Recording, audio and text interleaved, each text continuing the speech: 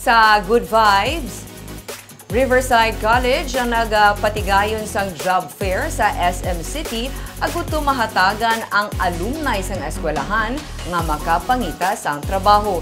Duha ka mga bago lamang nag-graduate ang hired on the spot. May report si Nico Delfin. Sang nagligad lang nga Sabado, sang nagmarcha ang BS Business Administration Major in Operations Management graduate nga si Kimberly Fortuito sa 64th graduation rites sang Riverside College. Wala siya magdumdum nga sa iya pagpasimpalad sa ginbuksan nga job fair sang kolehiyo para sa kasubong niya nga alumni, siya ang giliyon nga makakita sang obra sa gin-applyan nga pharmacy. Do ka surreal, bala sir, di mo mapatihan, pero thankful man at the same time. Nga, do ka, lang gid bala sir, nga first time mo mangita obra, tapos na hard ka dayo. Kaya to be honest, kung ako lang siguro, bala sir, why ko kabalo, kung din ko ma-start, bala sir, especially nga fresh graduate, palang gid ko with no experience. So, tungod sa bulig, sa Riverside College, na tungod na sila, nag-open ang maning opportunity sa akon, sa mga pareho sa akon. So, thankful kid ko kasama.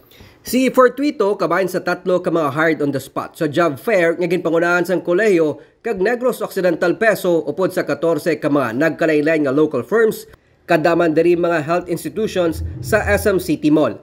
Ginpahayag ni Riverside College President Samuel Lee, kabahin lamang ang job fair sa mga pamaagi agud mapasiguro nila ang buwas damlag sa mga estudyante gikan sa kolehiyo.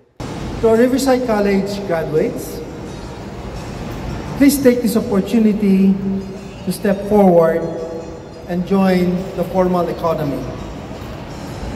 I guarantee you that the learning and experience of a new job will be a great asset as you move forward in your professional career, whether it is in the Philippines or abroad. Kadungan sang job fair, may libre pa nga buffet lunch ang kolehiyo para naman sa mga board passers ang talilikdan nga licensure examinations.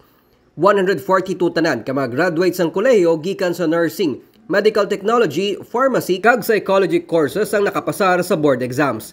Ginpasidunggan man sang bulutuan ang summa cum laude graduate nga si Ralph Jason Tulmo nga naging top 3 sa March 2024 Medical Technologist Licensure Examinations.